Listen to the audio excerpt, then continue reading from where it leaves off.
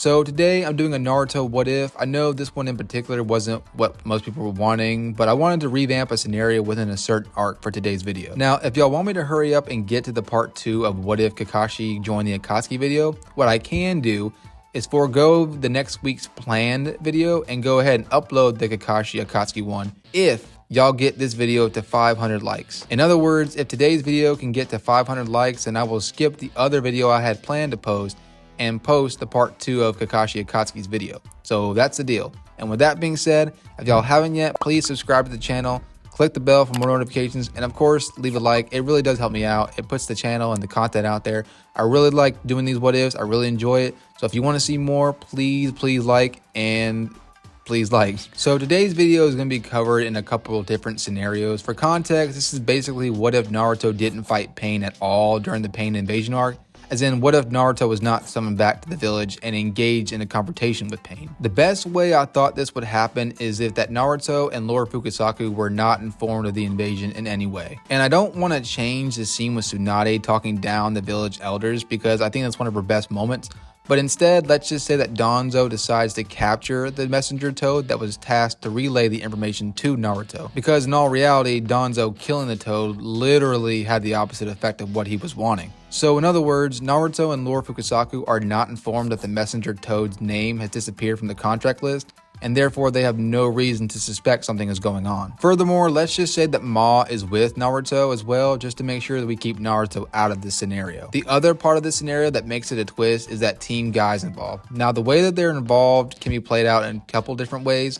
The first is being that they're already in the village by the time the invasion begins in the first place. In which case, the way I would imagine is that the team would be dispersed in a couple different locations in the village. And make sure you stick around at the end for the twist, because that's when we're going to be getting Danzo involved in this invasion as well. So I feel like Rock Lee would be placed at the intel unit because later in the invasion, that's where a good amount of the Pain's animal summons were. So the addition of Rock Lee would definitely provide good support to Inoichi and Ibiki. However, the big benefit of having Rock Lee there is that there's a decent chance he could save Shizune from the human path. No one else in that team of Leaf Ninja are as fast as probably even Base Lee, and likewise, most if not all the Paths of Pain are known for being speedsters, so maybe there's a decent chance that if Lee is hidden from view from the human path, he can blitz it before the path even has a chance to read Shizune's mind and get the intel on where Naruto is, which may actually play a huge part in this because once Pain figured out where Naruto was, that's when he decided to level the village with Almighty Push. So this might actually keep the village safe for a little bit longer as well as take out one of the Paths of Pain. I'd probably place Neji where Shino and his family were placed at because there was a brief panel in the manga where it was implied that they fought Konoha. So I believe the support of Neji, who is both a close range and partly a long range fighter, would help. Tenten would be placed either at the hospital or the morgue. The hospital to provide any kind of support to Sakura in case of an enemy attack, or the morgue to fight alongside Kiba and his mother. So then that leaves Guy, and I think we can all agree where the first place Guy is going to go to once the invasion starts, to find Kakashi. So first, let's cover Rock Lee's part in this. Given that the Anbu were actually putting in good work against the animal summons, I'd say that with the added strength of 5th or 6th gate Lee should benefit to them. However, in the cases of the multi-headed dog, I don't know that even with Lee's strength, he'd be able to shut them down. And with how strong the Rhino is, I can't say for certain if Lee could handle it. I don't know if I could put 5th or 6th gate Lee's level of strength on the same level as Sage Naruto, who was lifting the Rhino in the air like it was nothing. I do think though that the added support of Lee would definitely mitigate some damage done to the Leaf team around him though. With the Konan section, as strong as Konan is, I don't know if she'd be strong enough to necessarily beat Neji and Shino, because realistically it wouldn't just be Shino and his dad that was fighting. It'd be him and a couple of the Aburame clan members. But for fairness sake, let's just say it's a 3-man team of Shino, his dad, and Neji. Now in the main story, even though we didn't see their on-screen fight, Konan was still alive, so it's fairly possible that they participated in the quick scuffle and she made it out alive. I can't say with full certainty what Shino's dad is capable of since we barely ever see him fight, but we can probably guess he can do everything Shino can do, just better. And with Neji there, he does provide them with heavy defense against her long-range paper attacks. Likewise, she won't be able to wrap Neji up in paper to try to suffocate him, and by extension, I don't think she could do the same thing to Shino or his dad since their insects can probably eat through the paper, assuming that they're made of chakra. Now, what I will say for Konan is that being that she survived the fight with him in the main series, we can infer that maybe their insects couldn't reach her, or in other words, she was able to avoid them. So it might be the same case with Neji's air palm attack. Now, obviously, an air palm attack is probably faster than the Aburame clan beetles, but being the fact that Konan was able to keep up with Obito for a bit, maybe her speed is something to consider. Now, I'm not saying Konan is a speedster, but again, being that in the main series, she survived a fight with 4 to 5 Aburame clan members at the same time, and assuming they were all trying to swarm her with their insects, it's safe to say she was quick enough to avoid them. So with this section, it actually might end in a stalemate. People might think I'm giving Konan too much credit, but she is major slept on. Even though Obito underestimated her, she did still perform pretty well against him, and she also briefly went toe-to-toe with Jiraiya as well, so I personally think she at least survived against this 3-man team. If anything, she might just be forced to retreat. With Tenten, she can go 2 different ways. If she's at the hospital, then she doesn't really get too much involved, as none of the paths were even seen attacking the hospital. But if she's at the morgue, then she fights alongside Kiba and his mom instead. Now, luckily for this particular Leaf team, they specialize both taijutsu and weaponry, which is a big advantage when fighting the Preta Path. Now, like with the Konan section, we never really got to see how this fight played out before Pain decided to destroy the village. But now that we have Pain having to wait longer with not having the intel he needs yet, we can kind of summarize how this fight may play out. Now, I know I said earlier that most of the paths of Pain aren't known for being fast, but the Preta Path might actually be an exception due to the fact that he was able to avoid the initial blitz from Kiba and his mom, and later on, went to pretty much off-screen absorb the Rasen Shuriken out of nowhere from Naruto. So this one's reaction time isn't bad, but I'm still leaning more towards Kiba and his mom and Tenten taking this one due to the numbers being in their favor, and that they really don't use ninjutsu, so they pretty much counter the Preta Path. And even though these respective characters aren't known for being tacticians at all, I'm sure they could corner the path through decent teamwork at the very least. Now that leaves Guy. So if things align how they did originally, then Guy will be teamed up with Kakashi when fighting the Deva Path and later on the Asura Path. So in universe, Guy probably won't initially go for the gates. He'd probably start off in base with Kakashi being there. He may not feel like he needs to use the gates at first, in which case they'll probably still be taken back by Almighty Push at the beginning of the fight, and soon the Asura Path will come to assist the Deva Path. With Guy being there as backup, Kakashi will likely not have to resort to using the lightning style shadow clone like he did originally, which of course he means he won't have to expend as much chakra, and by extension, he'll be able to use more jutsu in this fight. Guy at that point will likely go into the 5th gate. The catch-22 in this particular what if is that Guy can't really go into the 7th gate, or at least if he did, he couldn't use the large-scale attacks like Hirodora, because such attacks put the other villagers and possibly his other teammates at risk. But then again, if he's back up, he probably won't even need it. In this particular fight, once Kakashi figures out how the Deva Path's abilities work, he's pretty much done for. Kakashi already had him beat with minimal help from Choji and Choza, and that was with half his chakra supply. Given that Kakashi has better backup this time, and he has more chakra to draw from due to him not using the lightning clone, he can pull off the same tactic or something similar with a couple clones, and with Guy there as backup, it'll probably go even better. Even if Pain has any of the summons as backup, assuming he'd only bring one in order for the rest to keep wreaking havoc on the village, the only ones that would give Kakashi and Guy trouble is the bird due to being able to fly and the dog due to its regen. But if we're keeping this fight in particular in the same way of how it happened in the original series, then none of the summons come as backup, in which case Kakashi and Guy beat both paths. Even if the Deva Path attempts to make a run for it and flies upward to, flee, at that point Guy could safely use a Hirodora, or Kakashi could just convoy him. And being that Kakashi was quick enough to warp away a missile moving at full speed towards Choji, I feel like he should be able to do the same thing to the Deva Path as it's flying away. So after all that leaves the Deva Path, the Human Path, the Preta Path, and the Asura Path down for the count. And I'm not taking away Konohamaru's victory over the Naraka Path because I really do enjoy that scene. So all that leaves is the Animal Path with its summons and Konan left. And at that point, their best chance is to retreat because there's likely not as many casualties as there was originally, and there's no way Konan and the Animal Path can take on the rest of the village. Especially if the Animal Path itself gets taken down, then all the other summons disappear. In fact, I'd say the best thing for Konan to do at that point is to go back to Nagato in the tree and flee, because Inuichi, Ibiki, and Shizune would likely still be on the verge of finding out who and where the, quote, real Pain is, and Nagato and Konan would definitely be in trouble. So in this scenario, Pain's invasion is unsuccessful. And now before I get to the second part of this video and say how Danzo gets involved, I want to say this. I did have the notion of putting the flip side of this what if in the way of, instead of Guy's team already being in the village by the time of the invasion, what if they were still away by the time the invasion happened after it was destroyed? As in, what if they got back right as Tsunade was about to fight Pain herself?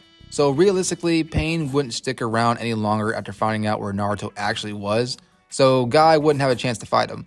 But if we use the same idea from earlier and say that somehow Pain doesn't get the intel and still has to find out where Naruto is, it would prompt him to fight Tsunade in order to do so, and then that would leave Guy to take center stage. Now here's the thing. I've already covered Guy versus Pain in my Guy versus the Akatsuki video, so if you want to know my thoughts on it and how it goes, check that out. I'll leave a link for it in the description below. But it's already arguable whether or not Guy himself could beat Pain, full power or weaken. And in this scenario, it wouldn't just be Guy fighting, it'd be his whole team with the same intel that Sage Naruto had. Now, without making this video super long, I'll say that in my quick, humble opinion, if it's weakened Pain, even with all 6 paths, I think Team Guy wins. I think 6th Gate Lee and 6th to 7th Gate Guy already slightly overwhelmed them, but you also give them Neji, who can shut down chakra networks and has a pretty solid defense, and Tenten, who can provide any kind of long-range support, including blinding some of the animal summons with kunai and shuriken just like Itachi did in the War Arc, then yeah, I think the Paths of Pain go down high diff. Full power 6 Paths of Pain, however, is a bit tougher, and with that one, I feel like it's 50-50 and could go either way. Now, a lot of you might be wanting me to get to the Danzo section of this video and say how he gets involved. So if we exclude Naruto in the same way we've been doing this entire video, and we also use that Team Guy doesn't make it in time to fight Pain either, then the best case scenario to beat Pain is to have Danzo fight him. This is, of course, again, assuming Pain still needs intel on where Naruto is. Funny enough, some of you might be saying, why would someone as selfish as Danzo even get involved in the first place? Well, for a couple of different reasons. One, Kakashi's dead. And without Naruto and the fact that Tsunade used all of her 100 healing to save the village and is pretty much put out of commission, I'd say that without the Team Guy being there also, Danzo is their best chance of beating Pain. Now, Danzo might actually do this for a couple of reasons. One, if he's seen stepping up to the plate in order to save the village, and especially in front of Tsunade herself, it'll further help his own cause by letting the people of the village see that he's willing to fight for the village, and it'll help him gain better favor with the villagers in order to take the Hokage seat. The second reason is, in the 5 Hokage Summon arc, Danzo was willing to go toe-to-toe to fight quote-unquote Madara once he found out he was in fact the actual leader of the Akatsuki, but he had not gotten the information until that specific arc, which means he might be under the impression that Pain is still the leader of the Akatsuki. In fact, I'm pretty sure he said as much when he pitched the idea of being Hokage to the feudal lord. Like, I'm pretty sure he said something along the lines of, the Akatsuki's leader is a student of Jiraiya. This is what happens when one, sympathizes with foreigners and teaches ninjutsu, not yada yada. Yeah, so I'm pretty sure he already knew that Pain was the, quote, pseudo-leader of the Akatsuki. So if he has the same mindset, he might be willing to take Pain on to, quote, end the Akatsuki. So it basically boils down to Danzo versus Pain. And let's say, for the sake of conversation, that Danzo orders the Root members to just stay back and defend the people of the village to make himself look better. I wanted to include them at first, but I think it'd just be too chaotic of a video to try to explain how their abilities would pitch into this fight.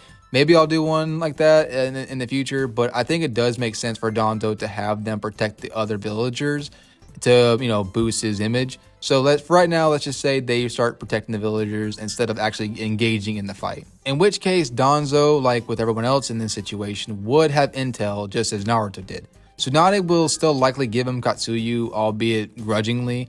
She'd know that Danzo is their best chance of survival against Pain. To start off with, I don't think Kodo Matsukami would work on Pain, or specifically Nagato. During his battle with Jiraiya, the frog genjutsu only affected the 3 paths of Pain, not Nagato himself.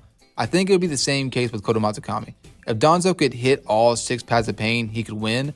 But I haven't seen anything to suggest he could target more than one person at a time. I mean, if he could do that, he would have done so in the 5 Kage Summon arc. And in my honest opinion, I don't really see Danzo being able to take out the Naraka Path in time. Thus, I don't think he wins. I mean, it's true that he's invincible during Izanagi, but he doesn't have the outright destructive offensive capabilities necessary to beat Pain.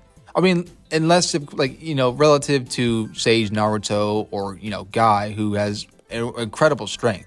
Naruto had to use every last bit of Sage Mode, Rasen Shuriken, and the Nine Tails power to overcome Pain. Danzo doesn't have anything comparable. He's got some pretty cool wind-style jutsu, but it can be easily countered by the Deva Path or the Preta Path, and he has a great summon, but it can also be countered by the Animal Path. with several animal summons. So I think the battle starts off as such. They start trading mid-level power jutsu at each other. Danzo quickly figures out the Deva Path and the Preta Path are his biggest problems.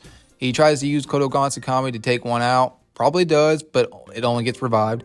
Nagato turns it up, and Danzo is forced to use Izanagi. But without Shisui's eye now, he doesn't really have the means to destroy the paths, in which case Izanagi runs out and Pain kills Danzo. If Danzo had the speed relative to characters like Guy or Lee, I'd say he'd last for much longer. Maybe with Izanagi, it could throw Pain off and make him start to think he might be stuck in a genjutsu or something. But again, with the animal summons still on the field and the vision still being extended between the animal summons and the paths themselves, I think Danzo's luck is going to run out eventually. The benefit for Naruto in his case was that he had both his clones and the toad summons to help him and, reduce the numbers problem that the Pains give him. Danzo, while I'm sure he could make shadow clones, we just don't see him do it as much.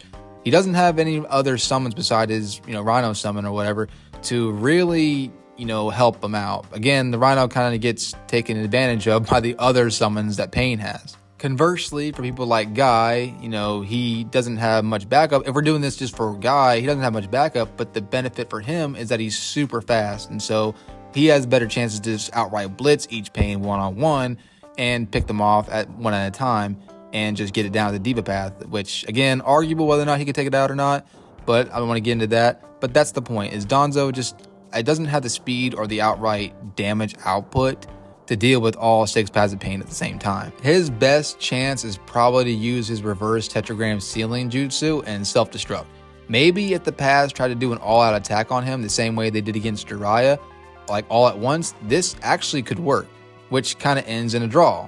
Sort of. Technically, Nagato himself still wins, but at least in this case, Naruto won't be captured. So, long story short, if Danzo doesn't reverse tetragram sealing, then he loses to Pain, and Pain just probably kills Tsunade or kills any other villagers, try to get information on where Naruto is, and Naruto kind of stays safe. It might turn out like a week or two before Naruto finds out.